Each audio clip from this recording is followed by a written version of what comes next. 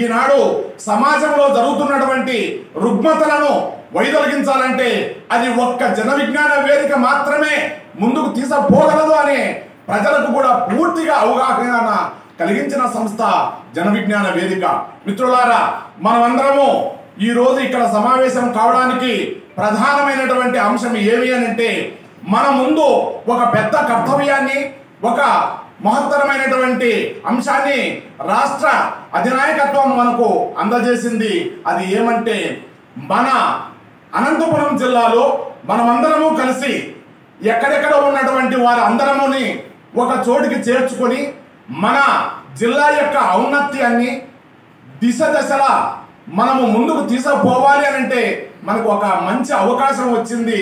అది ఏమంటే, రాష్ట్ర మహాసభ ఎక్కడ జరపాలి అని అంటే కేవలం అనంతపురం జిల్లాలో జరపాలి అనే మంచి నిర్ణయాన్ని తీసుకోవడం అది మన అందరికీ కూడా మంచిగా మనం భావిస్తూ ఈ కార్యక్రమంలో మనమందరము కూడా చురుకైన పాత్ర ఖచ్చితంగా పోషించాల్సిందే.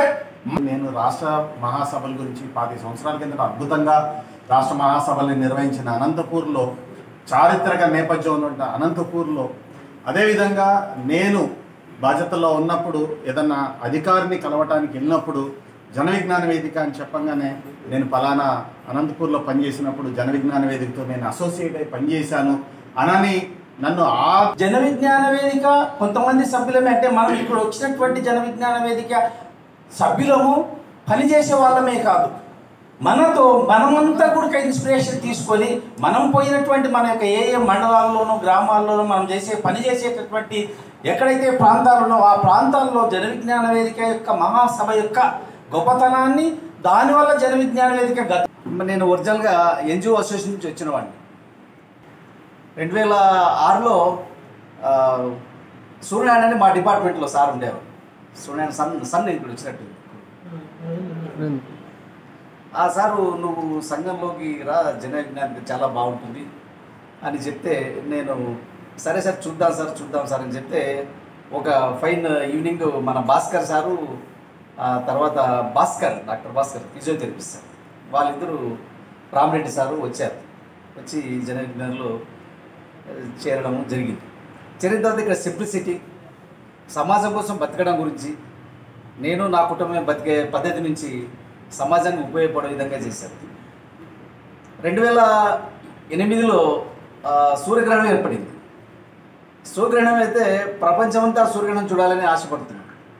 ఇంటి దగ్గర తండోపతండాలుగా ఎంఆర్ఓలు, పోలీసులు ఇంటి ముందు వచ్చి చేరారు. సోలార్ ఫిల్టర్ మీ దగ్గర దొరుకుతాయంటే కదా. జనరల్ పాపులారిటీ నాకు తెలియదు ఆ రోజుల్లో. వాళ్ళు ఇంటి దగ్గర వచ్చారు. ఫోన్ కూడా లేదు నాకు, ల్యాండ్ ఫోన్ ఇంటికి ఉంది. ఇంటికి అందరూ సైకిల్ వేసుకొని స్కూటర్లో భారీగా వచ్చేసారు. ఏమంటే ఫిల్టర్లు మీతో దొరుకుతాయంటే. సోలార్ ఫిల్టర్స్ అప్పుడు కొత్తలో 10 రూపాయలు 5 రూపాయలకు అమ్మాను సార్. అప్పుడు ఇంటి దగ్గరికి భారీగా పరిగెత్తి వచ్చారు. ఇంత పాపులారిటీ ఉంది ఆ జన విజ్ఞానికి, ఎవరి దగ్గర పోయినా జన విజ్ఞానం మాకు తెలుసు.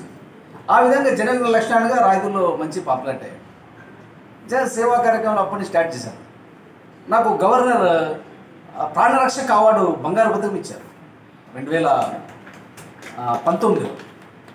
మన ఆంధ్రప్రదేశ్ గవర్నర్ ప్రాణరక్షక అవార్డు ఇచ్చారు. జిల్లాలో భారీ స్థాయిలో రక్తదాన శిబిరాలు జన విజ్ఞానికి మొట్టమొదటి క్యాంపు 2008లో మన గేఎన్ఎన్ సార్ గారిని పిలిపించి సార్ చేతుల మీద రిబ్బన్ కట్ చేసి క్యాంప్ చేస్తే 126 మంది మొదటి క్యాంప్కి వచ్చారంటే ఆశ్చర్యపోయారు. ఎక్కడ పోయినా 100 దాటిన పరిస్థితి లేదు. అట్లా ఇక్కడ డాక్టర్ రామ్ సుబ్బయ్య గారని ఉండేవాడు, రెడ్ క్రాస్ చైర్మన్. ఆయన నాకు ఒక లెటర్ రాశారు. అప్పుడు ఈ కమ్యూనికేషన్ లేదు కదా, 2008 లెటర్ రాశారు. అద్భుతం, మీరు ఇంత బాగా చేస్తున్నారు, మీరు మా రెడ్ క్రాస్ రండి అని ఆహ్వానించారు. మొట్టమొదట జన విజ్ఞానంగా, ఆ తర్వాత రెడ్ క్రాస్లో చేయడం జరిగింది. సమాజంలో జన విజ్ఞాన వేదిక గురించి తెలియని వాళ్ళు లేరు. ఎవరిపైన జన విజ్ఞానగా తెలుసులేదు. టీవీలో చూసాం, పేపర్లో చూసాం, మీ కార్యక్రమం చూస్తుంటాం. మూఢనమ్మకాల గురించి మాట్లాడతారు కదా, స్కూల్లో చెక్కుముఖి పెడతారు కదా. ఈరోజు చెక్కుముఖి పరీక్ష రాసిన వాళ్ళు పెద్ద పెద్ద స్థాయిలో ఈరోజు ఉన్నారు. ఎంఆర్ఓలు, పెద్ద పెద్ద ఇంజనీర్లు, మేము చెక్కుముఖి రాసి చాలండి. సాఫ్ట్వేర్ ఇంజనీర్స్ చాలామందికి మనం పరిచయం అయ్యారు. ఈ రాష్ట్ర మహాసభలో ఒక పెద్ద కార్యక్రమాన్ని తీసుకున్నాం. రాష్ట్ర స్థాయి కార్యక్రమాలు కొన్ని వ్యవసాయ పరిశోధనకు సంబంధించినటువంటి, శాస్త్రవేత్తలకు సంబంధించినటువంటిది, లేదంటే హిందూపురంలో మ్యాజిక్ వర్క్షాప్కి సంబంధించి దక్షిణ భారత మ్యాజిక్ వర్క్షాప్కి సంబంధించినటువంటి ఇట్లాంటి పెద్ద కార్యక్రమాలు జరిపినప్పటికీ వాటన్నిటికీ చాలా భిన్నమైంది. మన జేబీబీ కార్యకర్తలు రాష్ట్ర వ్యాప్తంగా ఉన్నటువంటి వాళ్ళు దాదాపు ఒక 350-400 మంది అనంతపురం వస్తారు.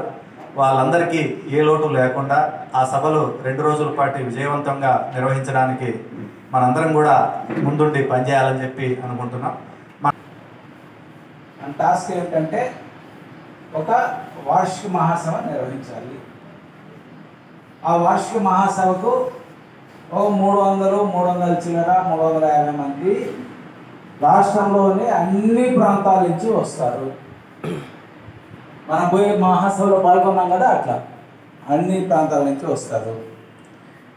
వాళ్లకు ఒక 2 రోజులు వాళ్లకు భోజన ఏర్పాట్లు, ఆహారం ఏర్పాట్లు, వసతి ఏర్పాట్లు, ఉండటానికి ఏర్పాట్లు, వాళ్ళకు మీటింగ్ పెట్టుకోవడానికి ఒక పెద్ద మీటింగు, ఒక 5-6 చిన్న మీటింగ్లు ఒకే ప్రిన్సిస్లో పెట్టుకునేట్టుగా ఏర్పాట్లు, కొంచెం పెద్దవాళ్ళు ఎవరైనా వచ్చినప్పుడు వాళ్ళకి మన గౌరవం కాబట్టి కొంచెం ప్రత్యేకమైన ఏర్పాట్లు,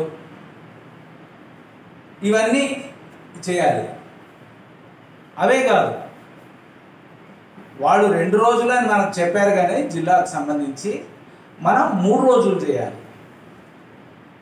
అంటే ఆ మొదటి రోజు ఏంటి? మొదటి రోజు ఏమిటంటే ఒక పెద్ద కల్చరల్ యాక్టివిటీ, జిల్లా టౌన్ అంతా కూడా, అనంతపురం టౌన్ అంతా కూడా ఒక పెద్ద వాతావరణం ఏర్పడేట్టుగా ఒక పెద్ద కల్చరల్ యాక్టివిటీ మొదటి రోజు మనం నిర్వహించాలి. అంటే 2 రోజులు కాదు, 3 రోజులు అనుకోండి. ఎందుకది? అట్లా చేస్తేనే మన ఇక్కడుండే జనంతో లింక్ అవుతుంది. మన మహాసభ వాళ్ళతో రిలేట్ అవుతుంది. వాళ్ళు వస్తారు, పోతారు, చూస్తారు, చేశారనుకున్నారు, బాగా చేశారంటారు. ఇది మనం చేయాల్సిన పని.